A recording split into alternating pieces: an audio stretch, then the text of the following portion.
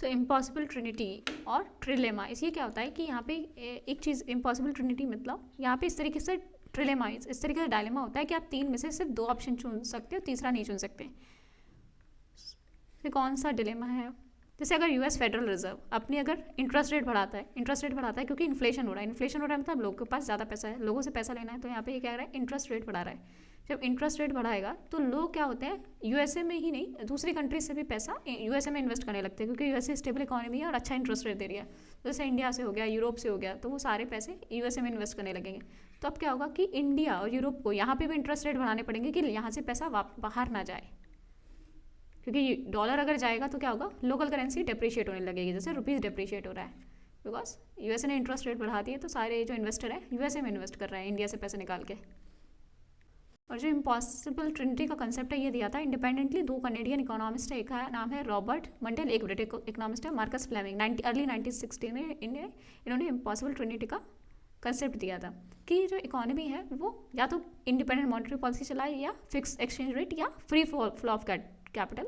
ये तीनों टाइम में सिर्फ 2 चीज़ें एक साथ एक कंट्री अडॉप्ट कर सकती है, अदरवाइज तीनों चीज़ें नहीं अडॉप्ट कर सकती है। सो इंडिपेंडेंट मॉनेटरी पॉलिसी की अपनी इंडिपेंडेंट मॉनेटरी पॉलिसी चलाओ, किसी और के इंटरेस्ट रेट बढ़ रहे हो घट रहे हो आपको फर्क नहीं पड़ना चाहिए, ठीक है। Independently of international rate. Then fixed exchange rate रखो, फॉर एग्जांपल आप $1 को बोल दो 50 रुपये। फ्री फ्लो ऑफ कैपिटल, जैसे liberal economy free flow of capital होता है, जब पैसे डालो निकालना डालो। एफपीआई बेसिकली जब 10% से कम इन्वेस्ट करते हैं एफपीआई में, फॉरेन पोर्टफोलियो इन्वेस्टमेंट में फ्री फ्लो ऑफ कैपिटल होता है कि आराम से आप पैसे डाल सकते हो निकाल सकते हो। तो यहाँ पे हम इस तरीके से समझते हैं, जैसे एक वकांडा इस तरीके से एक कंट्री है, तो उन्होंने बोला कि हम तीनों चीज़ें एक साथ करेंगे, इंडिपेंडेंट मॉनेटरी पॉलिसी रखेंगे, फिक्स एक्सचेंज रेट रखेंगे, free flow of capital.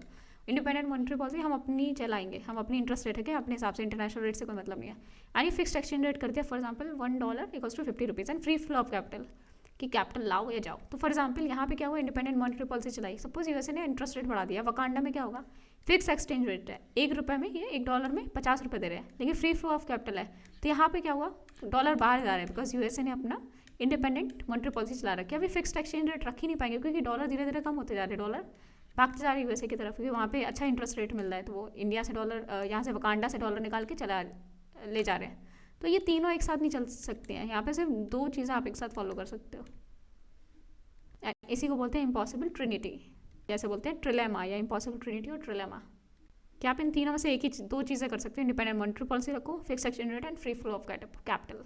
So अब डायलेमा क्या है आरबीआई के पास कि अब ये क्या चूज़ करें, यार वैल्यू रुपये की वैल्यू मेंटेन करें या मॉनेटरी पॉलिसी को इंडिपेंडेंट रखें, क्योंकि आप free of flow of capital तो रहेगा ही रहेगा, बिकॉज अब क्या हो रहा है, स्ट्रिक्ट कैपिटल कंट्रोल्स नहीं रखे जाते हैं लिबरल इकोनॉमी में, नहीं तो फिर क्या होगा, आप में इन्वेस्टमेंट कम आएगी अगर आप स्ट्रिक्ट कंट्रोल रखोगे, तो पैसे लोग डालेंगे क्यों, उन्हें लगेगा कि पैसे डाल के फंस जाएंगे, यहाँ से निकालना तो बहुत डिफिकल्ट है।